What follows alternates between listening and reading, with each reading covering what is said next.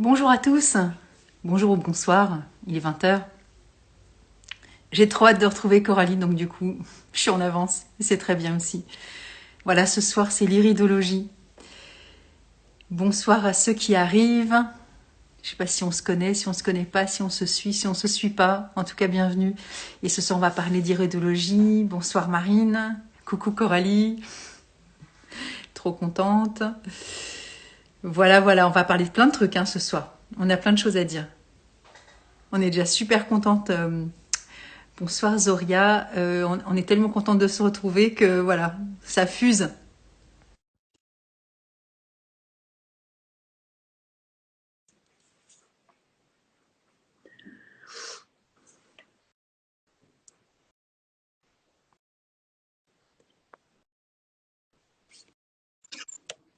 Coucou. Bonsoir tout le monde. Bonsoir tout le monde. Trop contente de te voir Coralie. Moi aussi, tu m'entends bien, ça va? Je t'entends très très bien. Ok, super, parce que la connexion en ce moment, c'est un peu difficile chez moi. T'es un peu floutée, mais écoute, on voit ton visage. Ok. Voilà, donc tout va bien. Ouais, c'est un peu difficile en ce moment la communication de façon globale, non? Je ne sais pas. Je sais pas si tu es d'accord. Oui, Hein? je suis d'accord, mais il paraît qu'on a eu une lune assez intense au niveau et des énergies assez costauds. Voilà. Je pense que ça s'est ressenti et ça s'est ressenti jusque dans mes appareils électroménagers, je vais te dire. Voilà, c'est ça. Moi, c'est les appareils téléphonie, l'ordinateur Voilà. aussi. Et Ouais. puis, ouais, électroménager aussi, les trucs qui se déglinguent, qui cassent, voilà. Et puis, la poste, hein, évidemment, voilà. Ah ben là, ça y est, t'es gelé. Donc, je ne sais pas. On va faire le live quand même comme ça. Et puis, s'il y a un souci, du coup, Coralie reviendra. C'est la vie. Il faut faire avec. Hein. Ce sont les aléas de la technologie. Donc Coralie, pour l'instant, je ne sais pas si tu vois ou si tu entends. Voilà, à mon avis, tu as redemandé à revenir. Donc c'est que c'était déjà parti. Donc ça va revenir. Bon, ben voilà. Te revoilà, bah ouais. Alors bon, je veux pas faire mon oiseau de mauvais augure parce que Mercure qui rétrograde n'est pas si méchant que ça entre Ouais. guillemets, mais on peut constater que par moment, je ne sais pas pourquoi. Alors est-ce que c'est ça ou pas? Toujours est-il que il y a quand même des moments où ça coince plus que d'autres, hein. C'est ça. Mais on va y arriver. Voilà, mais oui, on va y arriver. Puis au pire du pire, bah voilà, tu vois, tu t'en vas, tu reviens, c'est comme ça. Voilà, on va pas Voilà. se prendre la tête non plus. Voilà. Donc du coup, tu vas pouvoir te présenter à cette petite communauté qui est chez moi. Et puis voilà, moi je ferai un petit peu mon petit bout aussi si tu me l'autorises. Et, Oui. et puis voilà, la thématique c'est voilà, c'est une de tes fonctions entre guillemets, Mhm. mais on aura l'occasion de faire d'autres lives ensemble. Donc voilà, ce sera l'occasion aussi de te mettre en lumière sur d'autres parties de toi. Mais celle-ci, je me dis, c'est un thème que j'avais pas abordé, donc voilà, je préfère autant que ce soit toi. Oui, alors ben, merci. Déjà, merci pour l'invitation. Mais je t'en prie. Moi, je suis super contente quand on parle, quand on fait découvrir cet outil qui est l'iridologie. Comme tu le dis, c'est vrai que j'ai plusieurs cordes à mon arc et l'iridologie en fait partie. Voilà, je suis iridologue naturopathe. J'aime bien mettre l'iridologie en premier parce que j'en ai fait vraiment une spécialisation.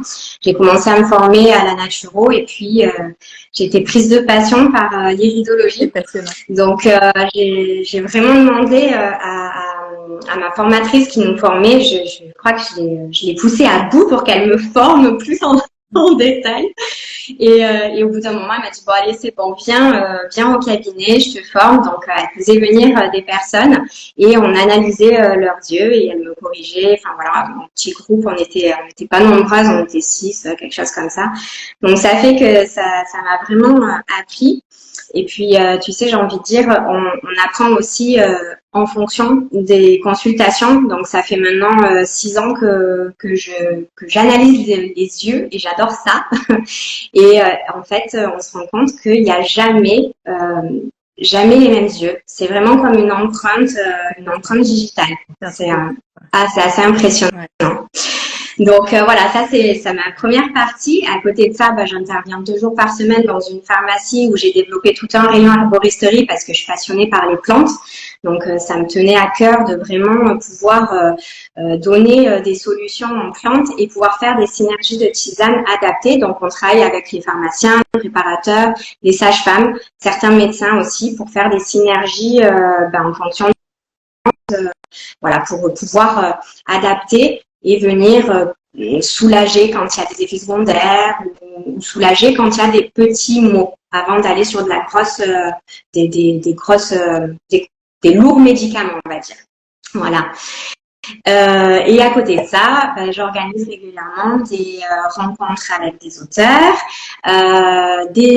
J'organise aussi des ateliers de plantes et j'ai créé l'événement Plantes et bien-être en vigne auquel tu es venu en juin dernier, donc qui regroupait des producteurs locaux de plantes médicinales parce que j'avais à cœur en fait de les mettre à l'honneur, voilà, parce que je me dis qu'il n'y a pas que les gros labos dans la vie, on a aussi plein de petits producteurs à côté et ils font un travail de dingue.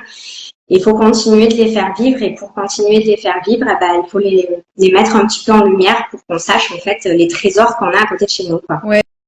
Je voudrais préciser que moi j'ai retrouvé Caroline de Rumigny, mais pas que, parce qu'il y avait une autre Caroline. Oui. Hein Oui. Voilà, c'est un événement assez exceptionnel. Voilà, où je vous invite vraiment. Alors bon, vous n'êtes pas tous dans le sud de la France, hein, donc c'est à Pertuis. Oui. C'est le département, c'est le Vaucluse. C'est le Vaucluse. 84. Voilà. 84, tout à fait. Ouais.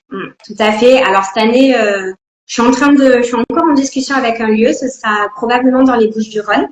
Donc, mais c'est juste à côté du Vaucluse. C'est limitrophe. Ouais. Voilà, c'est à 10 minutes de Pertuis. Et c'est vrai que l'année dernière, en juin dernier, j'ai eu la chance de pouvoir recevoir Caroline Gaillet. Donc, j'étais hyper heureuse. Christophe Bernard aussi. Donc, c'était vraiment un événement incroyable. Des grosses pointures, hein, mais vraiment, hein, avec des conférences passionnantes. Oui. Et donc des gens dans un cadre hyper accessible. Et voilà, on peut les rencontrer, discuter avec eux. Et donc Caroline avait un petit stand aussi avec ses produits parce que Phytessence, ça existe aussi. Et elle a ses propres compositions. Et tu avais fait venir plein de petits producteurs locaux. Oui. Moi, j'avais acheté des petites graines pour une amie parce que bon, elle a un jardin qui s'y prête aussi avec des fleurs sauvages. Voilà, il y avait tout plein. Bon, il y avait des minéraux, il y avait plein de stands. Mais voilà, c'est un moment. C'est un moment magique à vivre aussi. Donc l'année prochaine, voilà, si vous avez un peu de temps, allez passer un week-end dans le sud, c'est vraiment chouette. Ouais, c'est l'occasion de venir passer un petit week-end dans le Luberon. Carrément. Et donc il y avait Nutri Radio aussi qui était là. Exactement. Et qui sponsorise un petit peu l'événement avec aussi la communication qui allait autour. Donc c'est chouette. Voilà. Ouais. Et toi, tu as la gentillesse de m'inviter au mois de novembre pour une signature. Enfin, je sais pas si on met 3 bouquins, je pense qu'ils seront là tous les 3, mais Ah oui, c'est sûr, ils seront là tous les 3. Alors, j'ai pas encore communiqué dessus, mais oui. Et c'est toi qui as eu la gentillesse de répondre favorablement à ma demande, donc je suis vraiment contente parce que, en plus, c'est un sujet qui est Enfin, moi, j'ai souvent en consultation des personnes qui me demandent sur les fleurs de bac, est-ce que ça marche, est-ce que ça marche pas, comment ça fonctionne. C'est un peu flou pour certaines personnes, donc je suis super contente qu'on puisse aborder ce sujet. Je pense que ça va être intéressant pour bon nombre de personnes. Donc, merci d'avoir répondu favorablement à ma demande. Merci de m'avoir invité, c'est trop génial.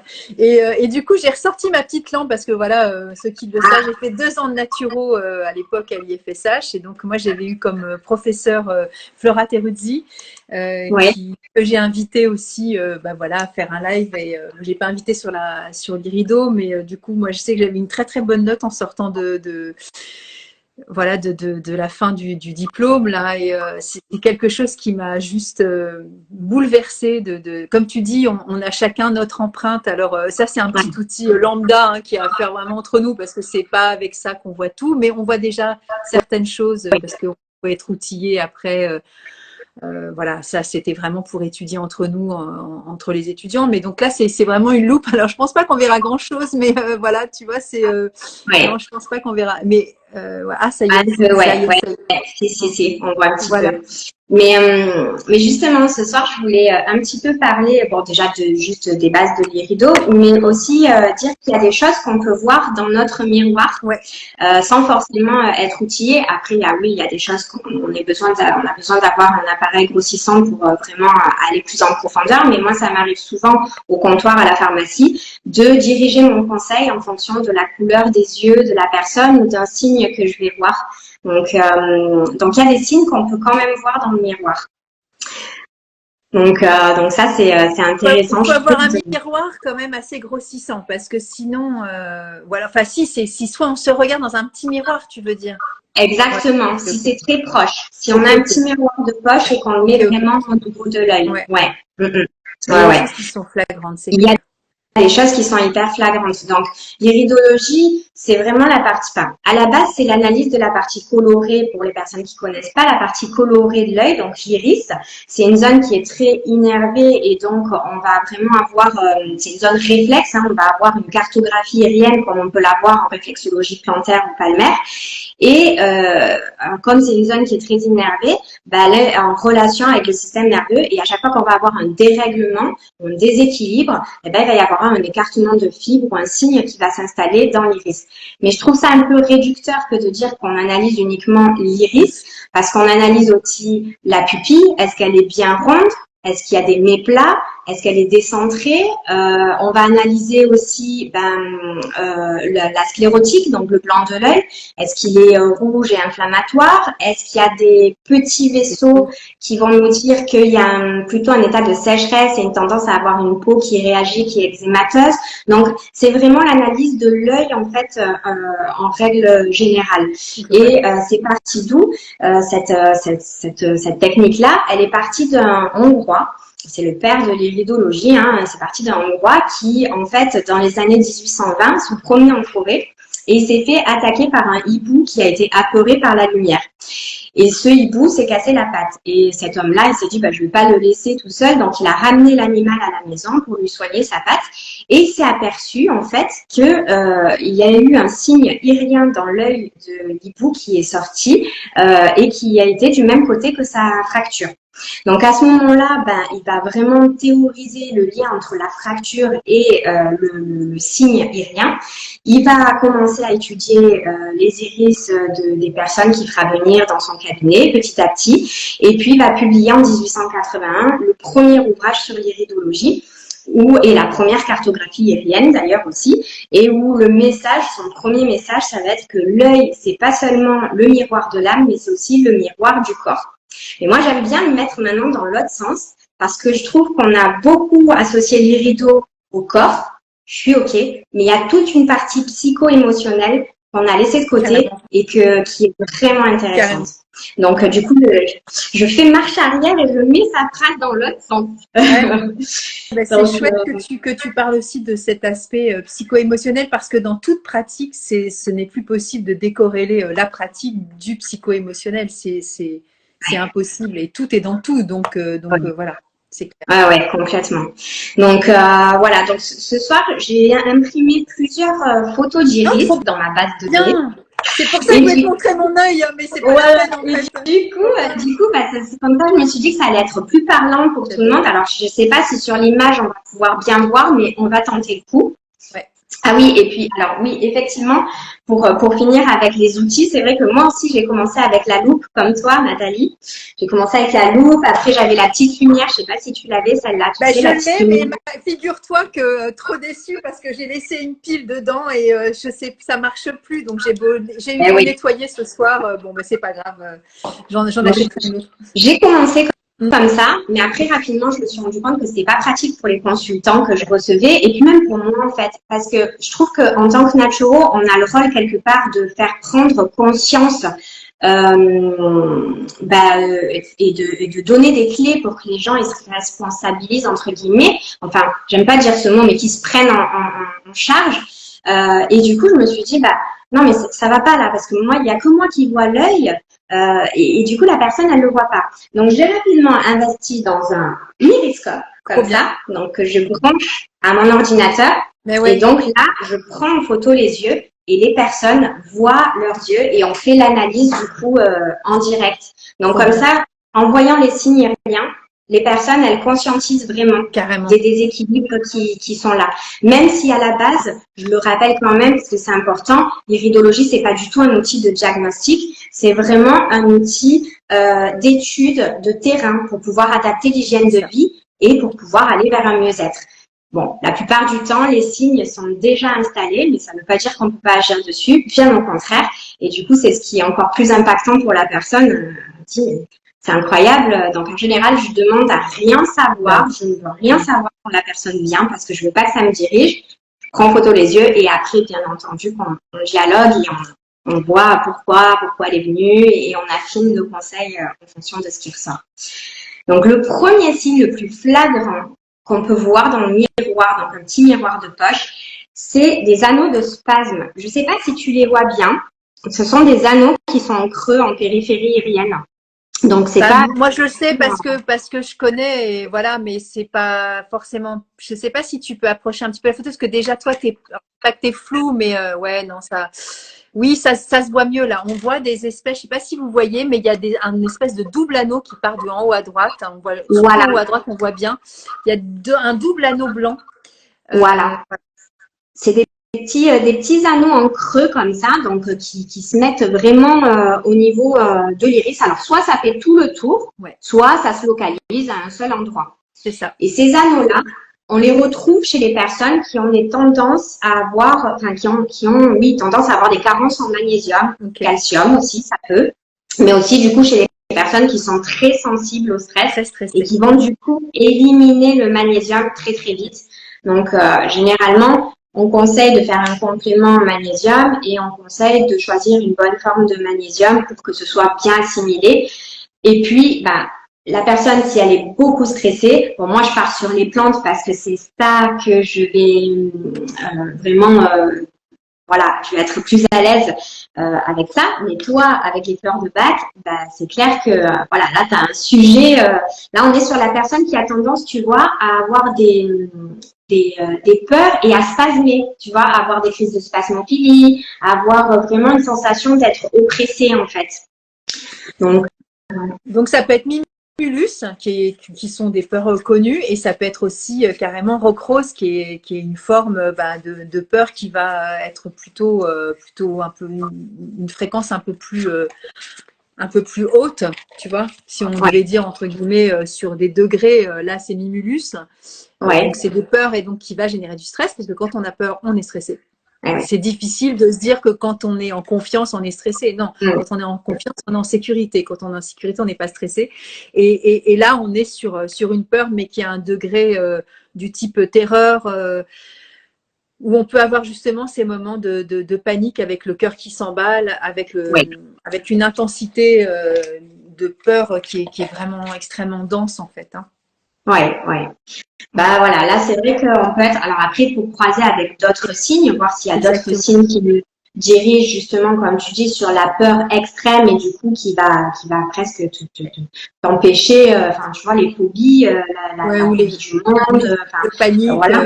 Carrément. Exactement. Donc voilà, mais ça c'est vrai que c'est un signe qui est assez facile à voir dans son petit miroir de poche, de regarder et de dire tiens, ah ouais, j'ai des petits anneaux en creux, donc ça veut dire que je fixe mal mon magnésium, donc ça veut dire que je suis sensible au stress et donc qu'est-ce que je peux faire, voilà, quel complément. À savoir aussi que dans l'alimentation, on peut faire un complément, mais c'est vrai que nos aliments sont tellement pauvres aujourd'hui en vitamines et minéraux que faut pas hésiter à faire un petit complément en micronutrition de temps en temps, sans faire quelque chose peut-être toute l'année, mais vraiment avoir des apports de temps en temps. C'est ça.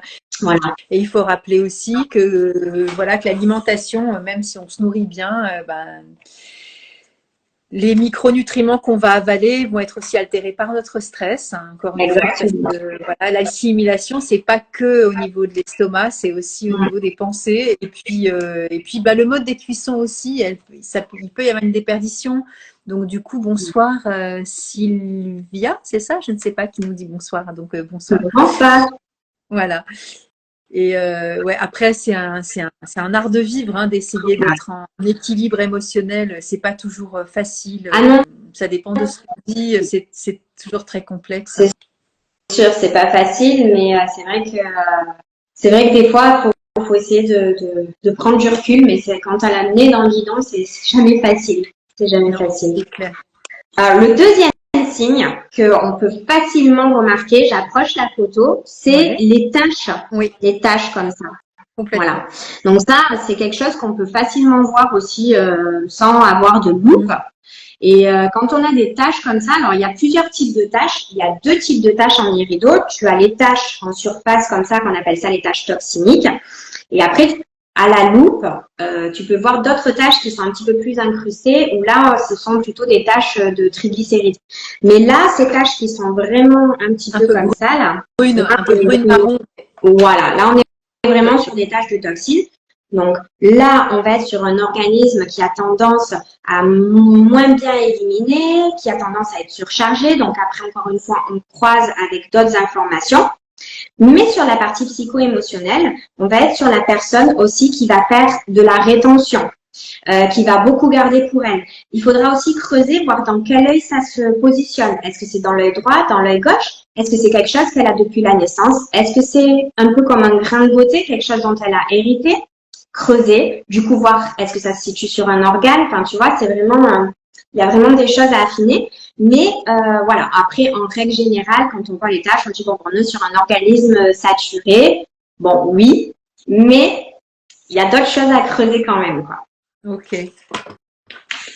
Donc après, ce que je voulais vous montrer aussi, c'est 2 choses hyper importantes aussi qu'on peut voir dans le miroir. Je vais te montrer 2 iris. Je vais vous montrer 2 iris. Celui-ci, où tu vois que, en fait, il y a quand même, il n'y a pas d'écartement de fibres à proprement parler. Et pour vous montrer ce que c'est les écartements de fibres, hop, voilà.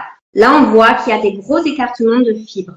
Ça aussi, ce sont des choses qu'on peut voir facilement dans le miroir. Donc, dans ces cas-là, bon, après, pareil, qu'est-ce qu'on va voir avec ces écartements de fibres? S'ils sont trop nombreux et localisés sur la collerette?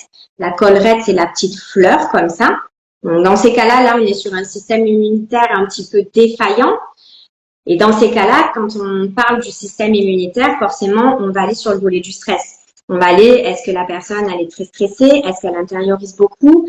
Voir où est-ce que ça se positionne. Est-ce qu'il y a un terrain aussi peut-être auto-immun dans la famille? Voir à quoi correspondent les maladies auto-immunes qui peut-être s'enchaînent. Souvent, il y a des répétitions de schémas familiaux quand il y a des choses comme ça. Okay. Donc, voilà. Là, pareil, c'est quelque chose à creuser. Alors, et tout à l'heure, ce que je disais, pour la pupille, quand on regarde si on a un état, une pupille, voilà, là, on peut voir qu'on a une pupille anormalement grosse, tu vois. Donc là, on est sur vraiment quelqu'un, il y a deux options, soit la personne, elle prend des médicaments comme des antidépresseurs, et dans ces cas-là, ça modifie l'état de sa pupille. Soit la personne, elle est en stress intense, comme je te disais tout à l'heure, avec les petits anneaux de spasme. Là, on est sur une personne qui est très phobique. Donc, effectivement, peut-être avec les 2 fleurs de bac dont tu as parlé tout à l'heure. Et d'ailleurs, est-ce qu'on peut les associer, les fleurs de bac dont tu as parlé tout à l'heure? Bien sûr, bien sûr. Après, là, ce qu'on donne, voilà, Mimulus et Rock-Rose, ce sont 2 fleurs. Mais la personne, elle saura souvent l'origine de son stress. Tu vois, ça peut être aussi de l'inquiétude pour un proche, ça peut être de la rumination mentale, tu vois, de la dévalorisation, ça peut stresser aussi, la culpabilité, tout ça, les sources de stress, l'origine du stress. Dans un entretien de fleur de bac, on arrive quand même à identifier. Et donc, du coup, ça peut être un super complément, effectivement, à l'identification qu'on a vue dans l'œil. Ah oui, oui. Et tu vois, tu as parlé de la rumination mentale. Je reviens sur cette iris-là. En iridologie, quand on voit quand une personne a de la rumination mentale, quand elle a des traits au niveau du haut de la tête, si tu veux. Ouais. Donc là, on voit clairement que on est sur la rumination mentale. Rumination mentale, en fleur de bac, c'est white chestnut. Voilà. Ouais. Donc là, c'est quelque chose que tu peux noter direct d'office. C'est ça qui est Coralie.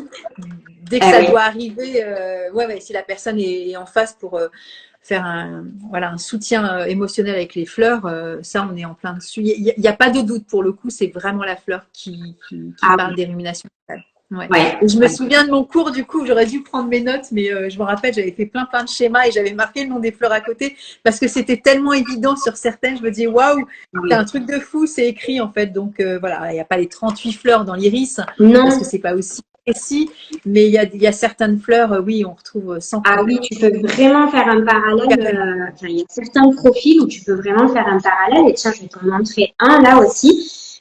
Là, on est sur un iris bleu. Oui. Et on peut voir que les fibres sont très tendues. Ouais. Je sais pas si on voit bien, hein, elles sont hyper Vas-y, tendues, elles sont rapproche un pas du tout petit peu relâchées. pour voir, Coralie. Ouais, c'est un peu flou, mais on voit un petit peu quand même. Ouais, ok. Voilà, c'est assez tendu. Pour te montrer un iris plus relâché, là on est sur un iris un peu plus lâche. Oui. Voilà. On voit nettement la différence, ouais. Voilà. Donc là, tu es vraiment sur un iris très tendu. Ouais. Et là, du coup, en partie psycho-émotionnelle, on est sur un iris d'une personne qui va être beaucoup dans le contrôle excessif. Ok. Vraiment, la personne elle n'a pas de place à l'imprévu. S'il y a un imprévu, elle va plus savoir où elle habite, quoi.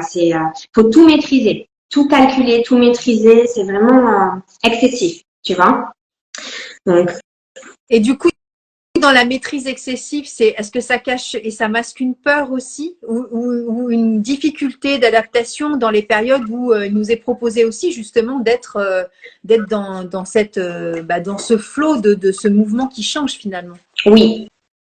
Oui, souvent ce sont des personnes qui ont besoin d'avoir un cadre, de faire toujours la même chose et voilà, le changement va être très compliqué. Un déménagement, un changement de boulot, même un changement de saison en fait, tu vois. Donc ça va être la fleur walnut que tu peux proposer dans ces moments-là.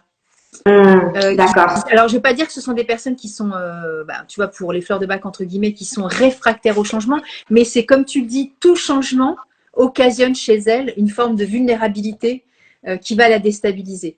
C'est ça. Ça ne veut pas dire que, parce que tu vois, tu as parlé des gens qui ont besoin de contrôler, mais derrière tout ça, en fait, il y a souvent des peurs, hein, des peurs d'être déstabilisé, de ne pas savoir gérer, tu vois, et de se sentir complètement, des fois, surmené parce qu'on se dit, waouh, ça m'impacte alors que je devrais pas finalement. Le truc est annulé, c'est annulé, point. Mais du coup, oh là là, mais comment je vais faire? Tu vois, je fais tomber deux fleurs. C'est ça. Ça bouscule les habitudes, ça bouscule ce qui était prévu à la base, et du coup, rien ne va plus. Ouais. Et du coup, walnut, mais après, il peut y avoir d'autres fleurs en supplément. C'est pour ça que c'est toujours un peu délicat, mais c'est déjà des bonnes bases. C'est déjà des bonnes bases. Ouais. Donc là, là on est vraiment dans le contrôle excessif. Tiens, regarde, là j'en ai un autre aussi où il y a de la rumination mentale. Ouais.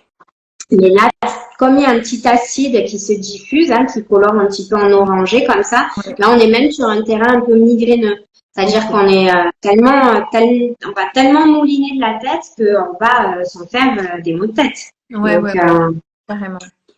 Alors, je voulais vous montrer les trois yeux bleus, pour montrer à quel point les iris ils peuvent être vraiment différents, même si on a la même couleur. Donc ça, c'est celui qu'on a vu. Oui. Là, on en a un autre où on voit qu'il y a un terrain aussi, voilà. Il y a plus de relâchement. Exactement. Et là, il y en a un autre. Ok. Là, le relief est différent. Et là, on voit clairement, en fait, que il y a vraiment de l'acidité, limite presque de la calcification. Donc, c'est vraiment, on voit presque que les cavités sont prises dans l'acidité. Il y a un côté blanc qui est assez impressionnant. Donc là, on va être sur la personne qui cristallise, qui cristallise les mots. Et les mots vont vraiment être importants pour cette personne-là. Elle va prendre beaucoup à cœur. Et donc, quand il va y avoir quelque chose qui la contrarie, elle va se taire, mais elle va se faire du mal. Le corps va imprégner. Ok. Voilà, on est vraiment sur les personnes comme ça. Alors, qu'est-ce que je voulais vous montrer d'autre? Alors, oui, je voulais vous montrer celui-ci aussi d'œil parce que j'ai souvent la question. Là, j'ai pris en photo l'œil d'un enfant. C'est un enfant à cette époque-là, de 3 ans. Donc là, on peut voir que l'iris, il est clairement pas définitif. On voit pas l'état de la collerette, c'est pas encore bien défini. Ça pour dire que quand on me demande si je fais l'analyse irienne chez un enfant, je réponds non, parce que déjà de une, ça peut être assez anxiogène de connaître le terrain de son enfant en fonction des mots qu'on va utiliser pour le parent. Et en plus, l'iris, il n'est pas encore vraiment définitif. Donc, on va pouvoir déterminer, oui, le terrain en fonction de la couleur de l'œil de l'enfant, bien que l'œil, des fois, en fonction de l'âge, il va pouvoir changer encore. Donc, voilà, l'œil d'un enfant, il n'est pas encore définitif, donc on va pas avoir facilité à analyser l'iris. Je sais pas s'il y a des questions au fur et à mesure, mais si jamais il y a des questions, il ne faut pas hésiter. Non, il n'y a pas de questions, mais ouais, c'est bien de le dire, poser des questions si vous avez envie de savoir. Ouais, non, il n'y a pas de questions. Et par contre, question, mais je connais la réponse, mais je trouve que c'est bien d'en parler. Est-ce qu'on peut changer de couleur, justement, parce que tu parlais de couleur. Voilà, tu découvres un iris, tu vas parler avec la personne, vous allez mettre en place des choses ou d'hygiène de vie. Est-ce que la personne peut changer de couleur d'iris? Alors, oui. Alors, si l'œil est marron, il va rester marron, mais il va pas devenir bleu ou vert, malheureusement. Mais en revanche, c'est vrai que une évolution qui est très lente. L'iris a une évolution qui est très très lente. Donc même si on change l'hygiène de vie du tout au tout, c'est rarement possible de changer du tout au tout du jour au lendemain. Mais même si on change drastiquement d'hygiène de vie, l'évolution va pas se faire tout de suite. En revanche, c'est vrai que si, par exemple, on a un terrain assez acide, comme on a vu ici, voilà, si on a ce terrain assez acide et qu'on change pas d'hygiène de vie, on va continuer à acidifier le terrain. Et donc, par exemple, ce qu'on voit là sur les côtés, ça va faire le tour complètement de l'iris. Ouais. Donc, ça va devenir de plus en plus blanc, faire un anneau plus blanchâtre. On peut avoir des taches qui peuvent apparaître, des taches différentes. Donc, il y a une évolution, mais les taches qui sont déjà installées ne vont pas disparaître. Elles peuvent un petit peu s'éclaircir, mais elles vont pas disparaître.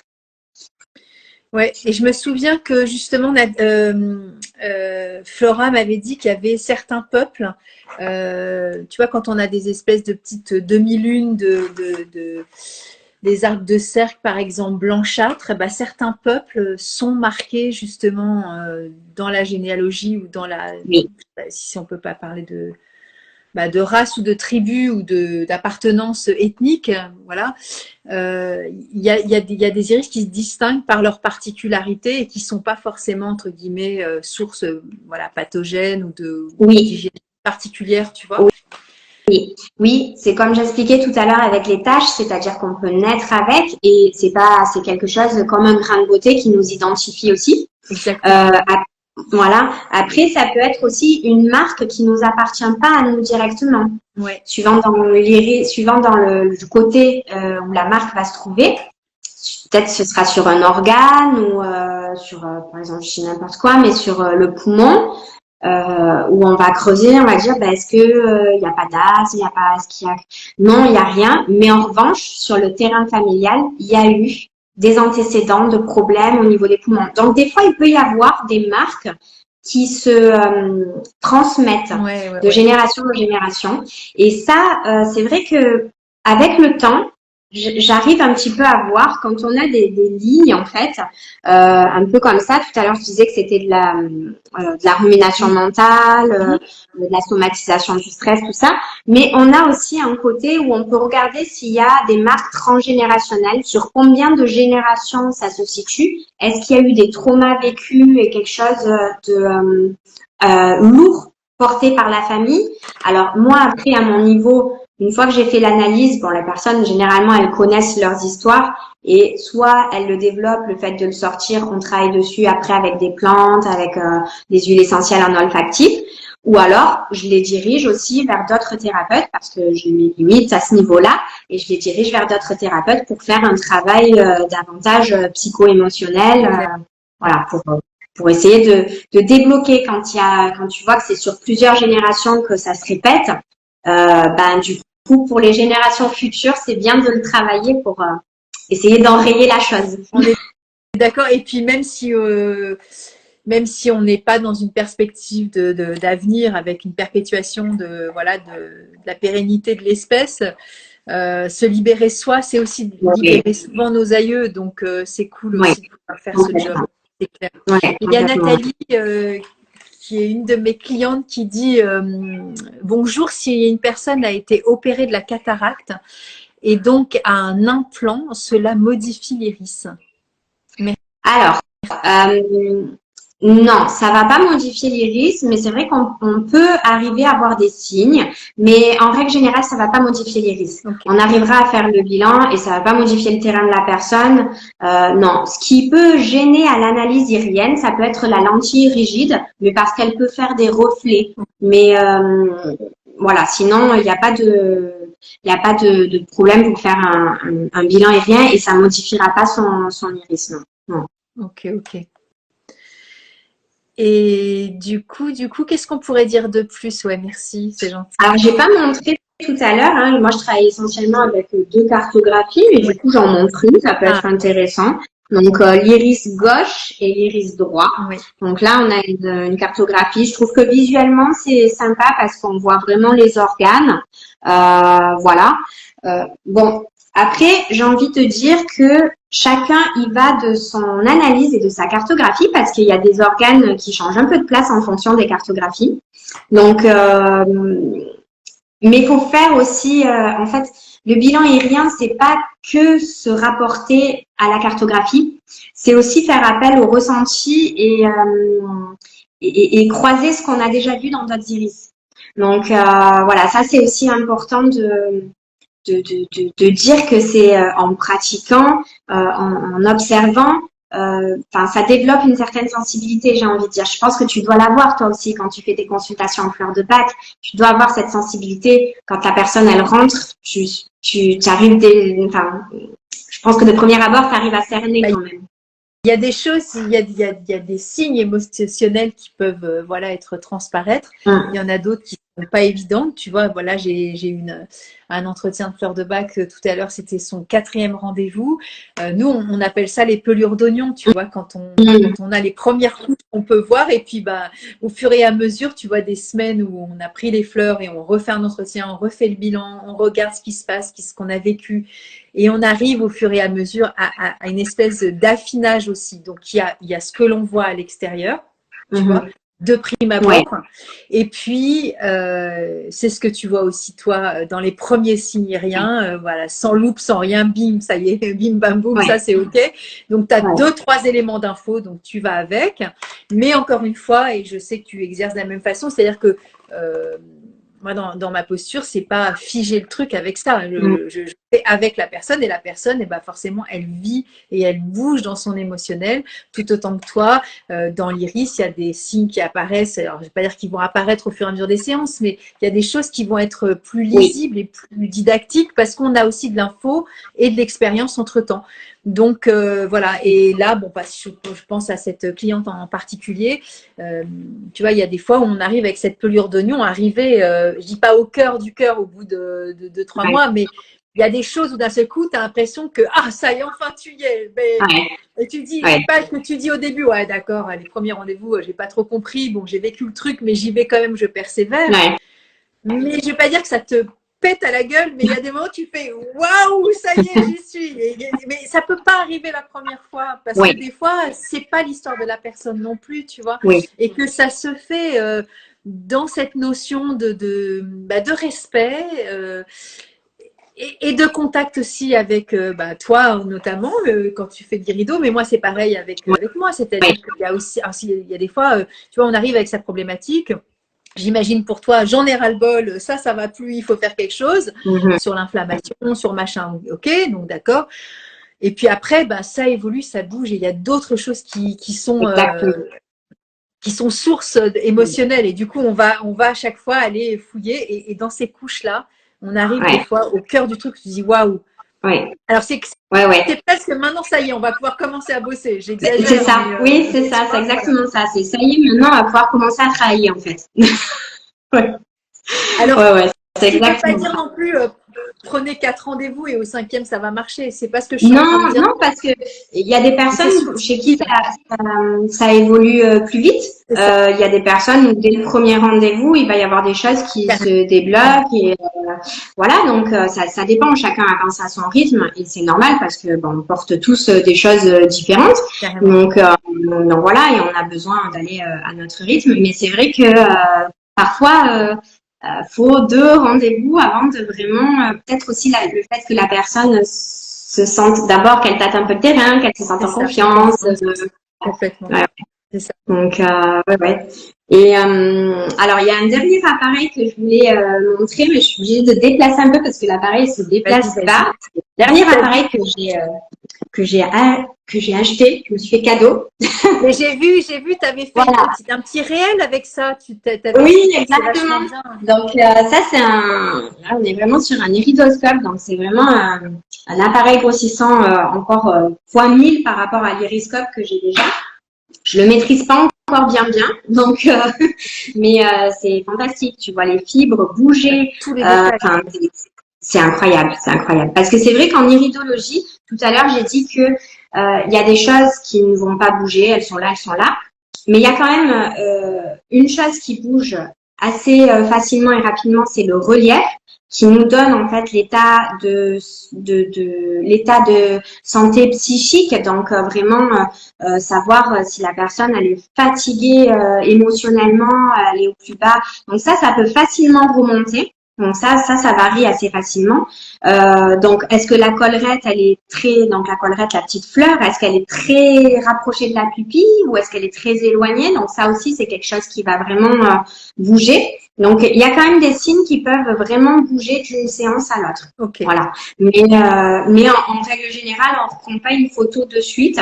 On se laisse un peu de temps pour travailler d'abord et puis après on prend une photo et on voit si ça a bougé, si ça a évolué pour adapter un petit peu en fonction quoi. Et du coup, si vous avez des questions, surtout n'hésitez pas, hein, Nathalie est intervenue là avec sa question, mais allez-y parce que c'est vachement intéressant aussi d'avoir vos retours parce que des fois quand on exerce nos métiers, on se rend pas compte des fois des questions de base auxquelles on peut aussi ne pas prêter attention, voilà. Oui. C'est aussi comme ça qu'on apprend, c'est dans le partage. Hein. C'est ça. Alors tout à l'heure, j'ai parlé de la sclérotique, du blanc de l'œil.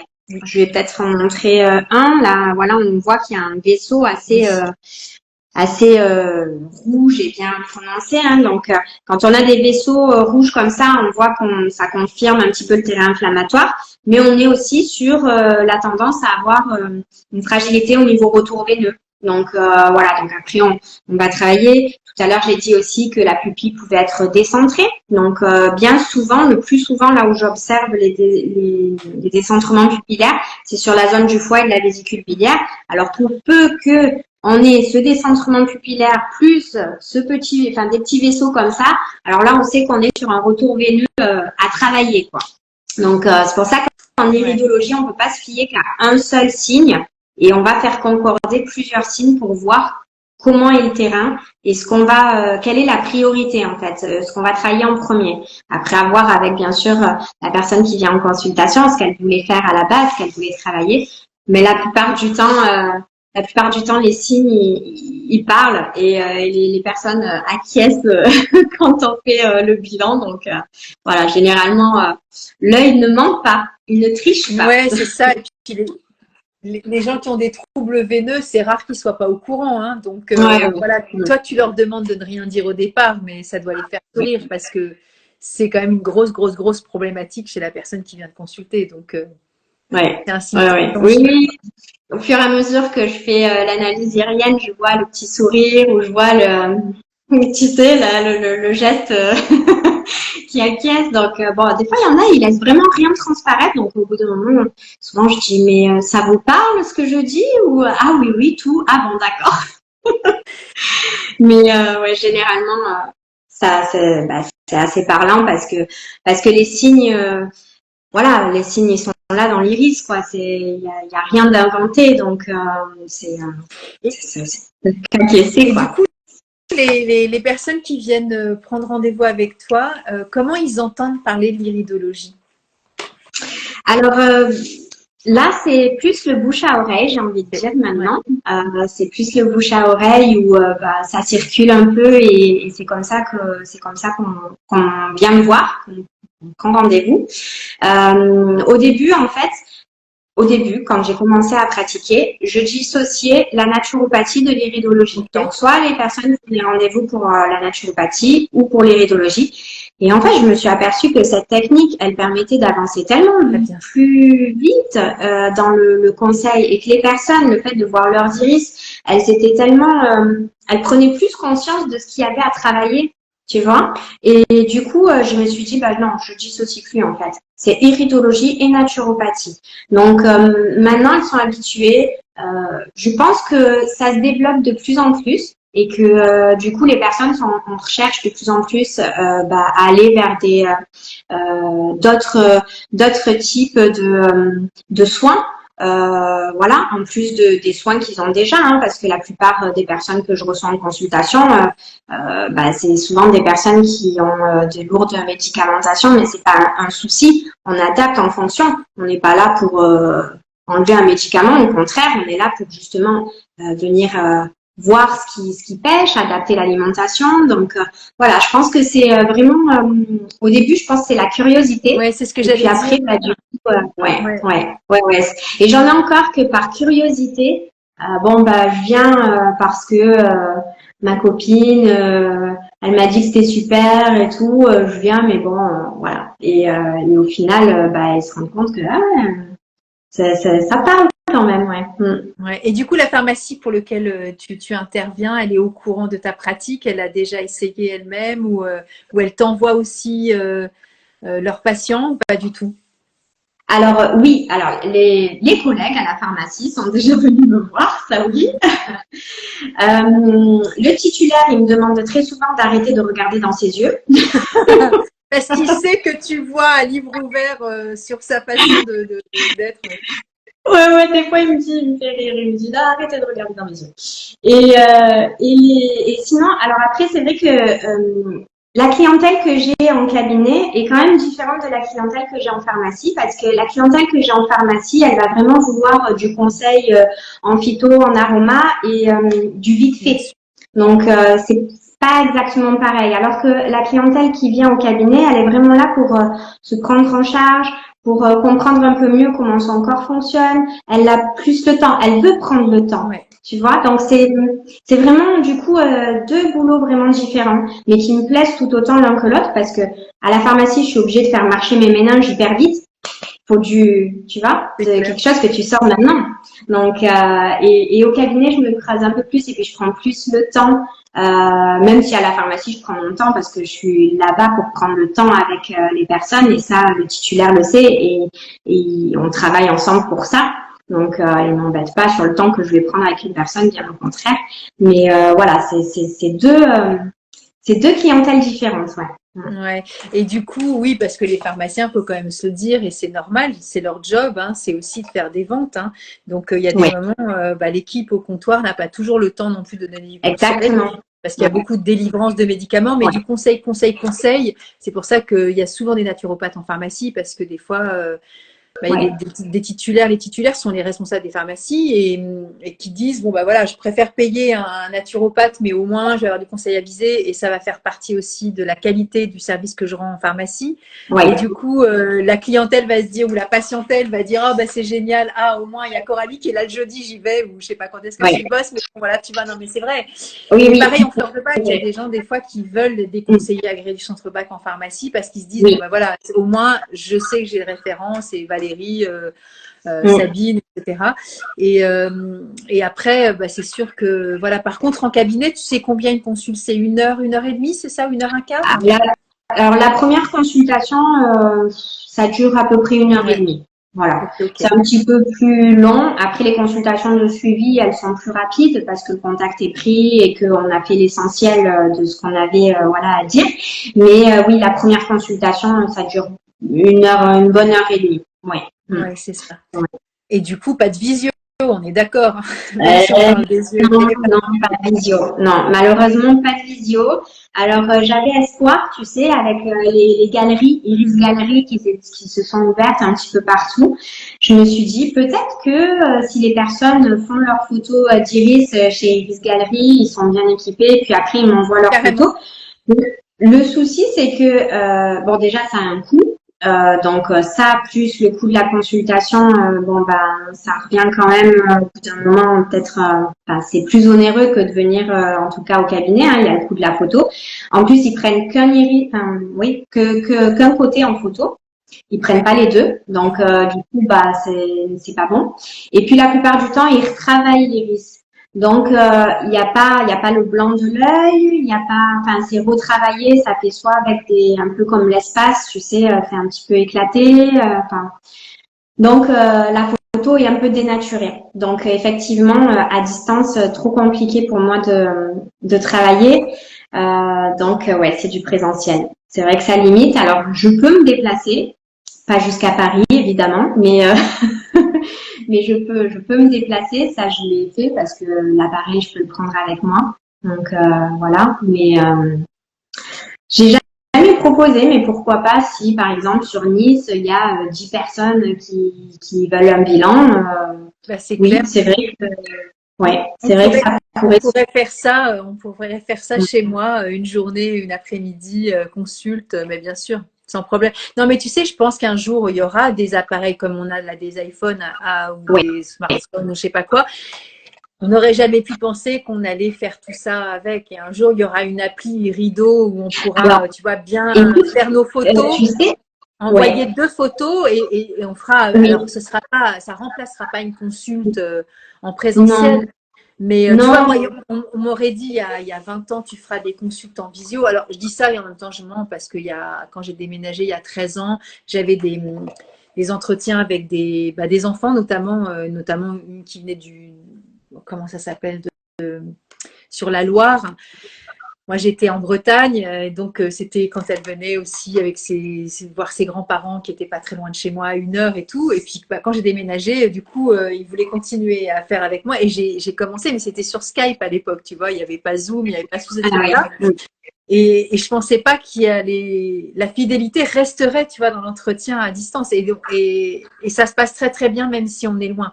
Par contre, je ne regarde pas les yeux et il n'y a pas de précision comme ça. et Du oui. coup, tu voulais dire quoi par rapport à ça, toi? Eh ben, et j'ai trouvé un petit appareil en fait que tu clipses sur le téléphone Ok. qui fait effet de loupe et où tu pourrais prendre en photo l'œil et le petit appareil n'est pas excessif.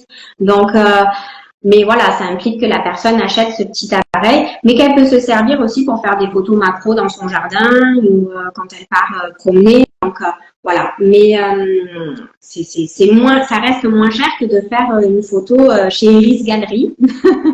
Donc Ouais. Mais j'ai jamais entendu parler de ces Iris Galeries. Il y en a un peu partout en France? oui, il y en a partout. Ouais, ouais, ouais, il y en a partout en France et même en Europe. Donc il y en a en Ok. Italie, il y en a, voilà, il y en a un petit peu partout. Tu dois en avoir par chez toi du côté de Nice, ouais. Mm. Mais du coup, Iris Galerie, c'est quoi la fonction au départ? C'est pour les opticiens? Non. Non, au départ, c'est un effet de mode. Donc, les gens ont voulu faire prendre en photo leurs yeux parce que, Ok. bah, un iris, enfin, moi, en tout cas, je trouve que c'est joli. Pas tout le monde trouve que c'est beau, mais je trouve que c'est joli. Et donc, tu fais un cadre. Bah, d'ailleurs, j'en ai fait un avec l'iris de mon mari et le mien. Je vais te montrer comme ça. Ouais. Voilà, Ah, c'est trop joli. voilà. Mais tu vois, il y a un effet. C'est pas vraiment mon œil, Ouais, quoi. Voilà. ok, je vois ce que tu veux dire. Donc, C'est tu très vois joli, mais ça pas. reste très artistique en fait. Voilà. C'est pas Tu vois visio. pas tous les signes iriens. Tu en vois quelques-uns, mais tu les vois pas tous. Ok. Donc ces galeries, elles se sont ouvertes comme des champignons un petit peu partout, et ça a été un effet de mode. Tout le monde est allé faire photographier ses yeux. C'était voilà. Donc là, ça s'est un petit peu calmé, mais ouais.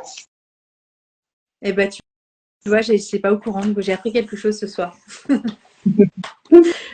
Bon, bah écoute, t'as une actu peut-être à donner là pour clore le live ou si t'as d'autres choses à dire, avec plaisir. Hein. Pourquoi pas, oui. Je sais pas si tu as vu passer, j'organise une journée bien-être. J'en profite s'il y a des personnes qui passent par là et qui sont intéressées. J'organise une journée bien-être avec Léa. Je sais pas si tu connais du compte Les Conseils Pharma de Léa. Et oui. Donc on organise cette journée-là toutes les deux le 23 septembre au Château Saint-Pierre de Méjean, donc qui a Puy-Vert dans le Vaucluse. Et sur cette journée, on a cinq ateliers yoga, EFT, je sais pas si tu connais, technique de libération des émotions par des petits tapotements. J'ai fait un live avec Maria Hanel, qui est une des pionnières qui a amené ça en France. J'ai fait un live sur le FT avec elle et on a fait une petite séance en direct dans le live. Donc ça, c'est sur la chaîne YouTube. Ouais, c'est vraiment génial le FT. Ah, c'est génial. Moi, je m'étais formée il y a longtemps, mais je le pratique pas. Donc voilà, mais je trouve que c'est une technique fantastique, quoi. Donc il y aura de l'EFT, il y aura un atelier de micronutrition, donc pour déterminer son profil au niveau micronutrition. Il y aura un atelier d'herboristerie, donc qui sera animé par moi-même, donc pour faire sa tisane bien-être. Et puis on aura aussi Françoise Quick-Marinier. Je sais pas si tu la connais. Qui est spécialisée en aromathérapie et donc qui parlera des huiles essentielles en olfactif pour la confiance en soi. Voilà. Donc il y a toutes les infos sur mon compte. Donc voilà, s'il y a des personnes intéressées, il reste de la place et on clôture les inscriptions fin de semaine prochaine. Voilà. Ok. Tu sais, je vais mettre ce live-là en replay et puis je vais la mettre après sur ma chaîne YouTube et ce que je fais après, je vais fouiller sur ton compte, les trucs, les machins, et je vais dire retrouver Coralie et je vais mettre l'Instagram, le Facebook, le site. Ah, c'est gentil. Je te remercie. Voilà. Comme ça, les gens après sur YouTube aussi seront autonomes. Je le fais pas sur Instagram parce que voilà, c'est tagué, donc après ils ont plus qu'à aller chercher chez toi. Mais par contre sur Facebook, sur YouTube, oui, c'est important parce que tout le monde n'a pas Instagram, donc. Oui, c'est vrai, c'est vrai. Ouais, merci. Bon, en tout cas, je te remercie de m'avoir invitée, Nathalie. Vraiment, j'ai passé un super moment. Ouais, moi aussi. Si jamais tu reçois des questions entre-temps, il n'y a pas de souci. S'il y a des personnes qui regardent le replay, qui veulent poser des questions sur l'iridologie, j'y répondrai bien volontiers. Donc voilà. Et du coup, s'il y a des thérapeutes ou je ne sais qui en France qui a envie de faire une journée rendez-vous avec toi, voilà, il suffit de prendre les rendez-vous et d'honorer les rendez-vous et puis tu te déplaces avec la machine et tu fais une journée rendez-vous voilà, dans un cabinet à droite à gauche. C'est chouette aussi d'être thérapeute accompagnant nomade. Oui. Oui. Je me suis dit, vu que je peux pas faire de distanciel, je peux me déplacer avec ma machine. Et dans ces cas-là, voilà, pourquoi pas trouver cette solution-là, quoi. Mais moi, c'est ce que j'avais proposé aussi pour les fleurs de bac. À un moment donné, sur mon site, j'avais ouvert une page en disant si vous voulez organiser une formation, il faut qu'il y ait un minimum quand même de 10-12 personnes parce que ça dépend d'où c'est, mais voilà. Et après, voilà, je m'organise pour venir. Mais je veux dire, oui, c'est mobile, hein, donc la vie, elle est partout, pas que sur notre petite sphère personnelle de notre quartier. Mais pour ça, il faut aussi organiser. C'est tout un business. Et c'est pas à toi que je vais l'apprendre parce que tu fais ces journées de folie. Donc voilà. Et la prochaine, ce sera l'année prochaine 2024, parce qu'on avait commencé avec. En juin 2024.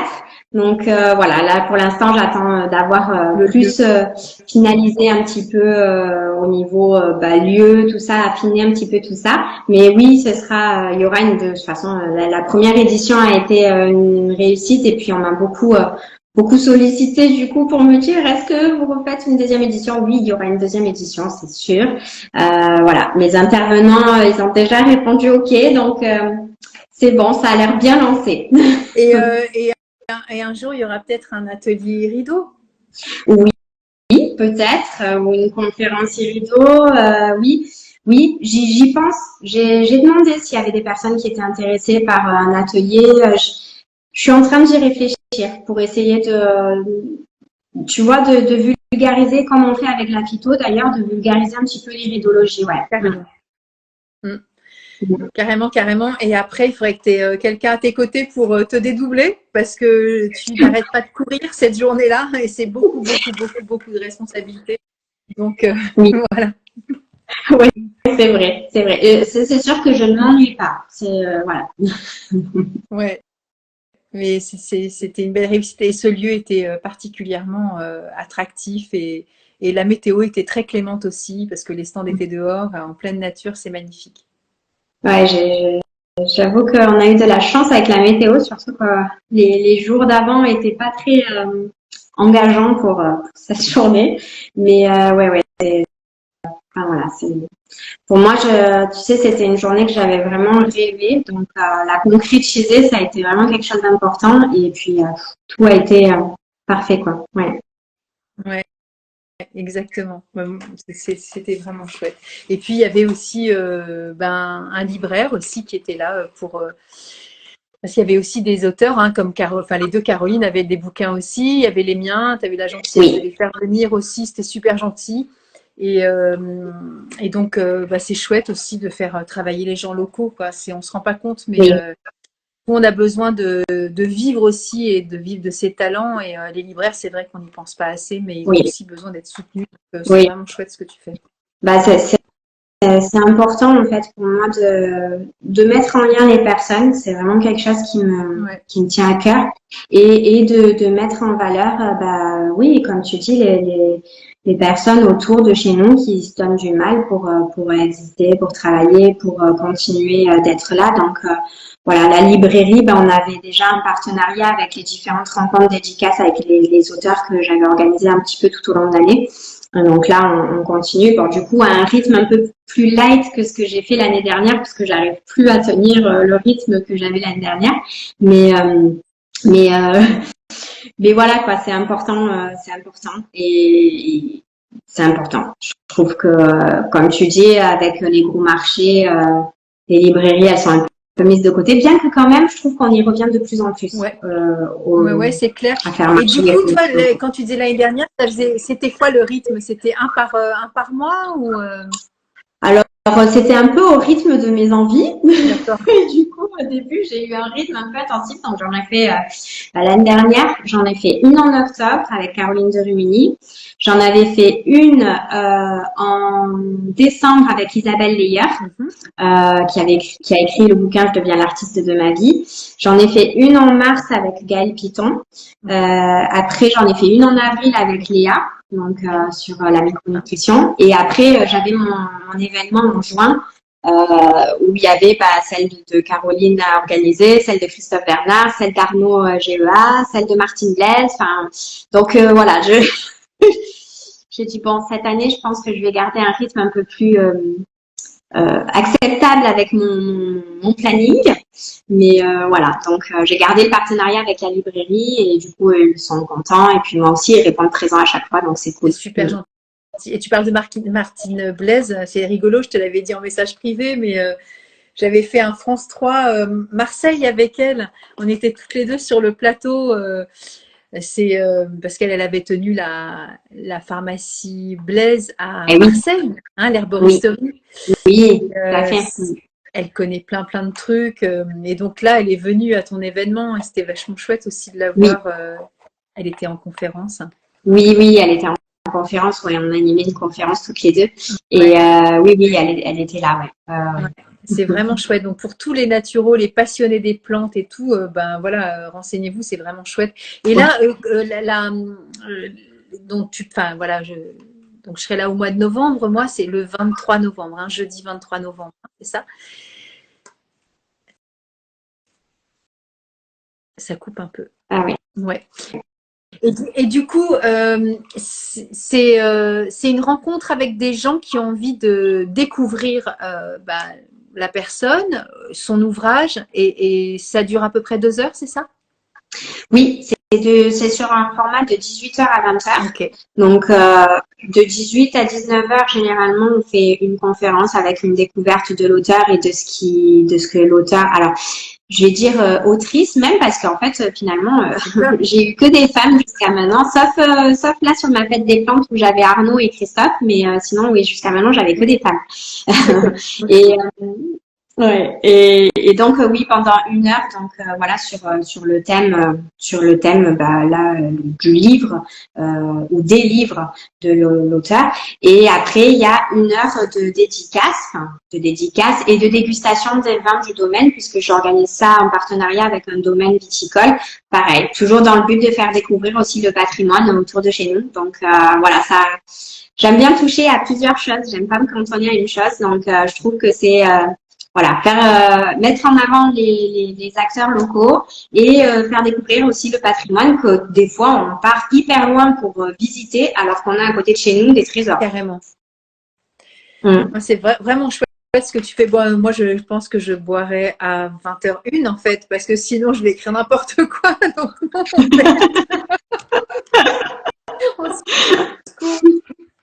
mais bon, voilà, c'est la vie. Hein. Je suis très sensible, moi, donc dès que je bois, c'est n'importe quoi. Bon, je fais aussi des boissons sans alcool. Je fais des petites macérations à froid, oui, parce que bon, tu sais, il y a des personnes qui n'aiment pas l'alcool, donc je fais aussi des petites macérations à froid en fonction des plantes de la saison, donc il y aura aussi du sans alcool. Bon, au mois de novembre, 23 novembre, des fois ça caille, donc avoir un petit peu d'un verre de vin, c'est pas, voilà. Puis bon, on sera à pied, donc tout ira bien. Ouais. Bon, bah écoute Coralie, j'étais ravie d'avoir pu participer à la découverte de l'iridologie pour certains qui ne connaissaient pas du tout. Et voilà, j'espère que ça va faire des émules et des gens qui auront envie aussi de te rencontrer. Donc, si tu veux nous donner un peu ton lieu de cabinet, comme ça, après, voilà, ça va les situer un petit peu dans la France quand même. Oui, alors mon cabinet se situe à Pertuis, donc dans le Vaucluse. C'est à 20 minutes d'Aix-en-Provence. Voilà. Okay. Donc après, j'ai un site internet. Sur mon site internet, il y a mon adresse mail. Donc même si les personnes ont des questions, il n'y a pas de souci, je peux y répondre sans problème. Et puis après, il y a mon compte Instagram aussi. On peut me contacter très facilement. Donc voilà. Je réponds à tout le monde. Jamais, enfin, pas toujours tout de suite, mais je réponds toujours. Ouais, voilà. Pour le tout de suite, il y a une fleur de bac qui s'appelle l'impatience. Parce qu'il y a des gens, des fois, qui veulent des réponses tout de suite, et des fois, bah, nous, on n'est pas disponible tout de suite. Voilà. Donc ça, c'est de l'impatience, impatience glandulifera, qui jette ses graines très rapidement et qui pousse très vite, mais nous, on fait ce qu'on peut avec le temps qui nous est imparti. Donc des fois, il faut aussi se calmer un peu. Hein. Exactement. On est d'accord. Bon, je te fais une grosse bise, Coralie, et je me réjouis de te retrouver au mois de novembre. Et merci pour tout. Ben, merci à toi, Nathalie. Merci beaucoup pour l'invitation et merci à tout le monde de participer ou de regarder le replay. Exactement. À bientôt. Bonne soirée. À bientôt. Au revoir. Merci. Au revoir.